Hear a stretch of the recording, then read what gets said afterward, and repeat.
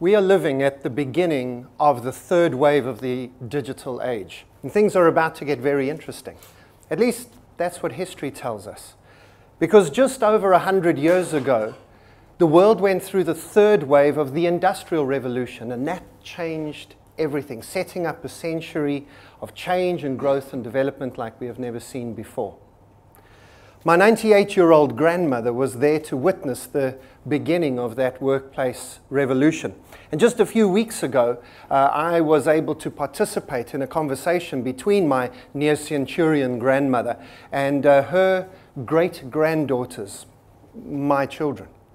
I've got 3 daughters, 13, 11, and 7. It is a digital age. We didn't think names were necessary.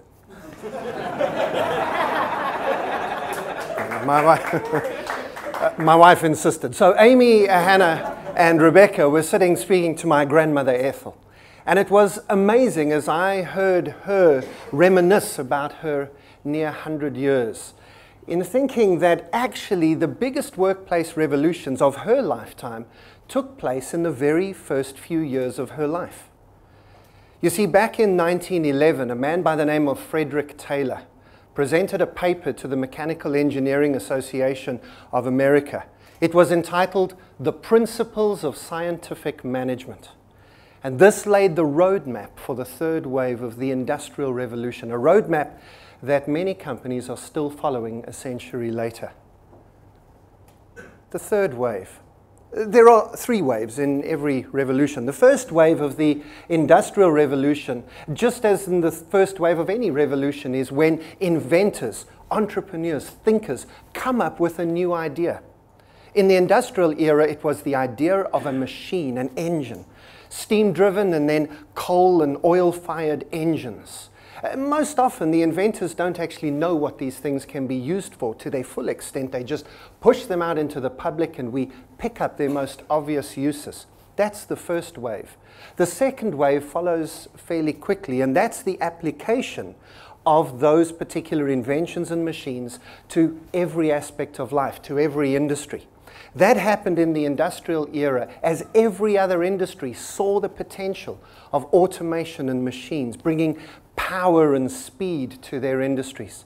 Spinning jennies and automated looms for the textile industry, planes, trains, and automobiles for our transportation needs, telegraphs, telephones for communication, the automated printing press for the publishers, and so the list goes on.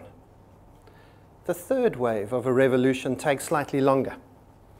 This is when we realize that these new inventions are not just there to help us do what we used to do, but do it better, cheaper, and faster. That's what the second wave achieves. But now, suddenly we realize that these inventions, these machines, can help us to do things that we've never been able to do before, to do them in ways we could never have conceived. That's where Frederick Taylor comes in.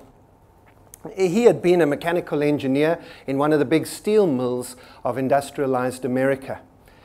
And early in his career, he realized that if we were to analyze, deeply understand how work worked, and we were to take the lessons from the machines and apply it to how people worked, separating out management and workers, breaking up jobs into their small component parts, we could make significant improvements in the world of work, significant advances in productivity and efficiency.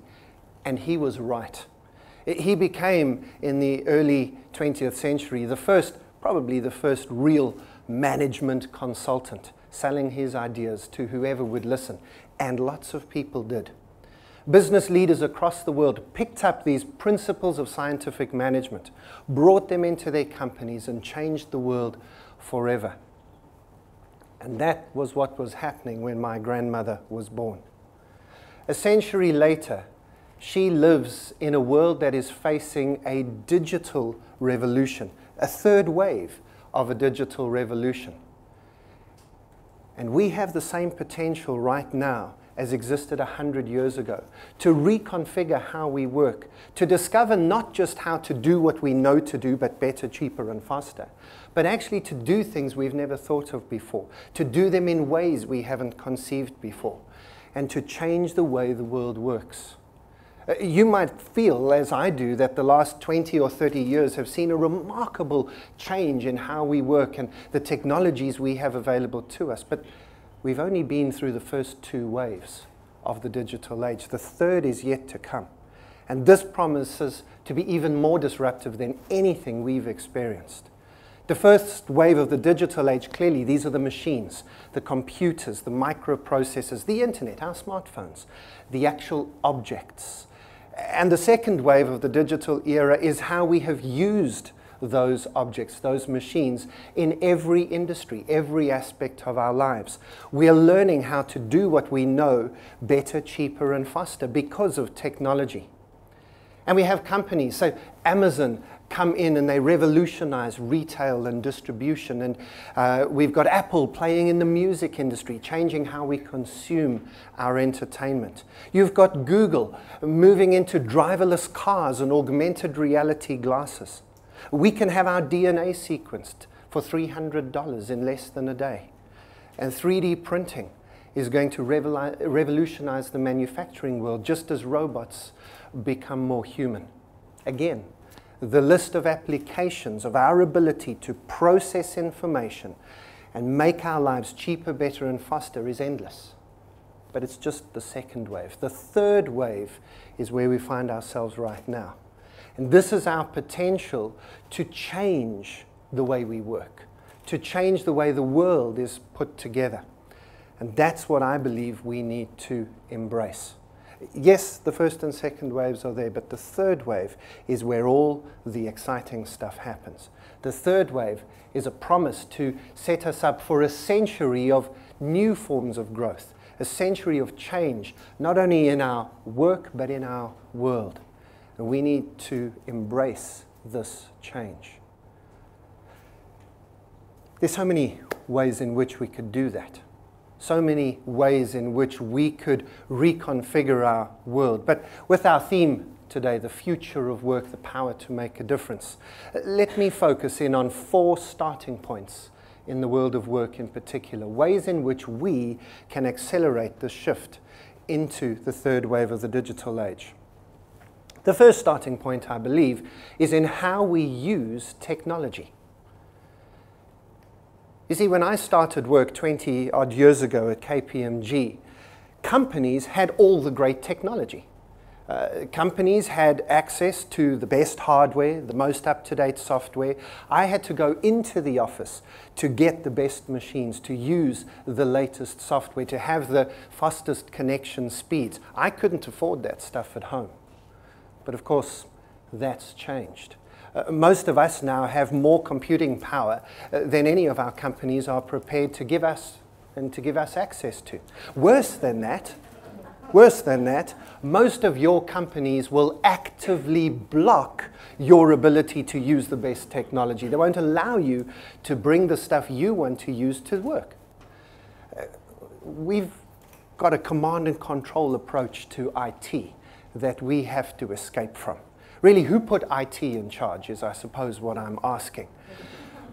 Because most of the big corporate IT departments not only block your ability to use the technology you would be most comfortable with and would be most productive using, they also actively block your access to social media, to the connectivity you need to do your job in the digital age. And they do that because IT is focused on compliance and security rather than business value and functionality. This is a problem. We need to radically accelerate our acceptance and integration of the bring your own device, the BYOD mindset. That people are able to say, I know what technology I work best with and I can use that. It's an open source IT type of environment. Not necessarily in reality from the technical side, but in a mindset. And escaping the tyranny of a command and control IT department. But it does actually go a little bit further than that. If you're in IT, that was a message for you. Speak to me during the break. But if you're not in IT, there is something that you can do as well. And that is that you can escape from the tyranny of your machines. If the third wave of the industrial era taught us anything, it was that machines can enslave us. We can become slaves to the processes and the systems we devise. And I fear many people are in danger of becoming slaves to these computing machines that we have devised. Switch off your smartphone. Step away from your inbox. And I dare you, next time you go away on holiday, put an autoresponder which says, "Thank you for your email. It has been deleted. I am on holiday. I will be back in 2 weeks' time. If you still think I need this information, you're free to send it again."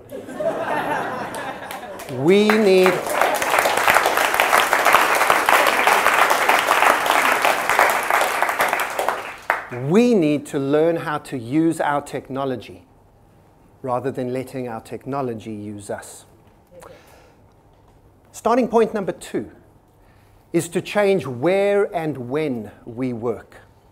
We have an addiction to the office. This made sense in the industrial age. The factory, the office, that was where our stuff was. That was where the tools were. That's where labor and value happened. That's not true anymore. I think you might have noticed.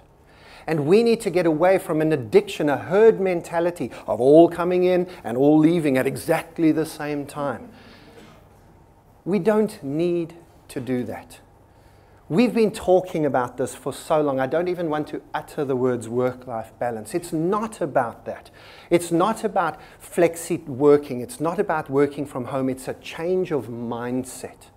Most of the business leaders I work with all around the world in different industries haven't even heard of Elance or Odesk or one of the other virtual team providers.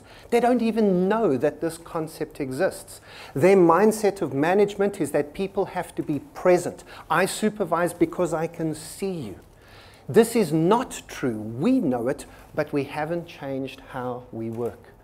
This is not about the technology. It's not just about working from home. It is a mindset shift to get away from the tyranny of presenteeism, the need to be there and the need that many leaders have to have you there as a way of controlling and managing and supervising you.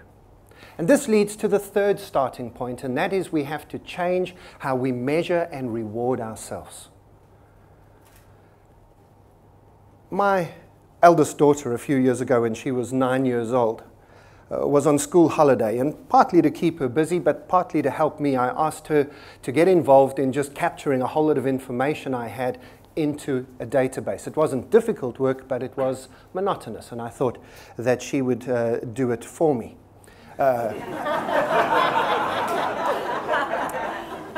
3 children, 3 slaves. That's my mentality. Anyway, we set her up. She was good to go. And I thought she would do it out of love. She was 9.